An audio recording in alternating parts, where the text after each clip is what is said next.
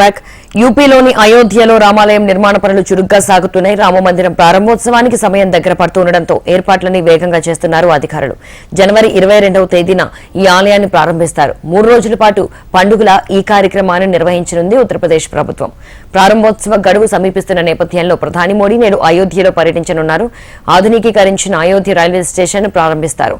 దీంతో పాటు 15,000 కోట్ల రూపాయల విలువైన పలు అభివృద్ధి ప్రాజెక్టులకు శంకుస్థాపనలు, ప్రారంభోత్సవాలు చేయనున్నారు. కాసేపటి క్రితమే ప్రధాని మోడీ అయోధ్యకు చేరుకున్నారు. అయోధ్య రైల్వే స్టేషన్ ప్రారంభిస్తారు. ఆ తర్వాత అమృత్ భారత్, వందే భారత్ ఎక్స్ప్రెస్ రైళ్లకు పచ్చజెండా ఊపుతారు.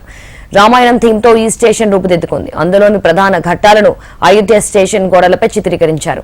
ఈ స్టేషన్ కు అయోధ్య ధామ్ అని పేరు పెట్టింది రైల్వే మంత్రిత్వ శాఖ. రామ మందిరం ప్రారంభం తర్వాత అయోధ్యకు భక్తులు, సందర్శకుల తాకిడి భారీగా పెరిగే అవకాశం ఉన్నందున ఈ స్టేషన్ ను ఆధునికీకరించింది. దీనికోసం రైల్వే శాఖ 240 కోట్ల రూపాయలు ఖర్చు చేసింది.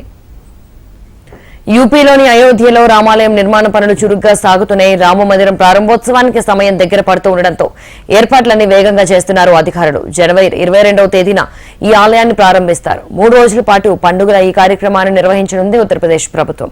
ప్రారంభోత్సవ గడువు సమీపిస్తున్న నేపథ్యంలో ప్రధాని మోడీ నేడు అయోధ్యలో పర్యటించనున్నారు. ఆధునికీకరించిన అయోధ్య రైల్వే స్టేషన్ ను ఆయన ప్రారంభించనున్నారు. దీంతో పాటు 15,000 కోట్ల రూపాయల విలువైన పలు అభివృద్ధి ప్రాజెక్టులకు శంకుస్థాపనలు, ప్రారంభోత్సవాలు చేయనున్నారు. కాసేపటి క్రితమే ప్రధాని మోడీ అయోధ్యకు చేరుకున్నారు. అయోధ్య రైల్వే స్టేషన్ ప్రారంభిస్తారు. ఆ తర్వాత అమృత్ భారత్, వందే భారత్ ఎక్స్ప్రెస్ రైళ్లకు పచ్చజెండా ఊపుతారు. రామాయణం థీమ్తో ఈ స్టేషన్ రూపుదిద్దుకుంది. అందులోని ప్రధాన ఘట్టాలను అయోధ్య స్టేషన్ గోడలపై చిత్రీకరించారు. ఈ స్టేషన్ కు అయోధ్య ధామ్ అని పేరు పెట్టింది రైల్వే మంత్రిత్వ శాఖ. రామ మందిరం ప్రారంభం తర్వాత అయోధ్యకు భక్తులు, సందర్శకుల తాకిడి భారీగా పెరిగే అవకాశం ఉన్నందున ఈ స్టేషన్ ను ఆధునికీకరించింది. దీనికోసం రైల్వే శాఖ 240 కోట్ల రూపాయలు ఖర్చు చేసింది. అయోధ్య ప్రాంతం రామ మందిరం నిర్మాణంతో పాటు అనేక ప్రత్యేకతలను నెలవు కానుంది. అయోధ్యలో రామమందిరం కోసం దేశం మొత్తం 1000 కళ్లతో ఎదురుచూస్తోంది. రామమందిరంలో ప్రతిష్ఠించిన వస్తువులన్నీ దేశం నలుమూలల నుంచి వచ్చినవే. ఆలయ ప్రాంతంలో సమయాన్ని తెలిపేందుకు ఓ గడియారాన్ని ఏర్పాటు చేయబోతున్నారు. అయితే అందులో ప్రత్యేకం ఏముంది అనుకుంటున్నారా? అక్కడే ఉంది అసలు కథ. ఆ గడియారంలో ఏకంగా దేశాల సమయాలను తెలుసుకోవచ్చు. 9 దేశాల సమయాన్ని తెలిపే గడియారాన్ని అనిల్ సాహు తయారు చేశాడు. ఈ గడియారం ఒకే సూదితో ఏకకాలంలో 9 దేశాల సమయాన్ని చెబుతుందని తెలిపాడు.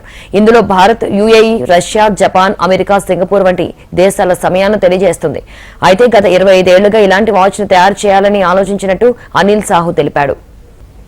యూపీలోని అయోధ్యలో రామాలయం నిర్మాణ పనులు చురుగ్గా సాగుతున్నాయి. రామమందిరం ప్రారంభోత్సవానికి సమయం దగ్గర పడుతూ ఉండడంతో ఏర్పాట్లన్నీ వేగంగా చేస్తున్నారు అధికారులు. జనవరి 22వ తేదీన ఈ ఆలయాన్ని ప్రారంభిస్తారు. 3 రోజుల పాటు పండుగల ఈ కార్యక్రమాన్ని నిర్వహించనుంది ఉత్తరప్రదేశ్ ప్రభుత్వం. ప్రారంభోత్సవ గడువు సమీపిస్తున్న నేపథ్యంలో ప్రధాని మోడీ నేడు అయోధ్యలో పర్యటించనున్నారు. ఆధునికీకరించిన అయోధ్య రైల్వే స్టేషన్ ప్రారంభించనున్నారు. దీంతో పాటు 15,000 కోట్ల రూపాయల విలువైన పలు అభివృద్ధి ప్రాజెక్టులకు శంకుస్థాపనలు, ప్రారంభోత్సవాలు చేయనున్నారు.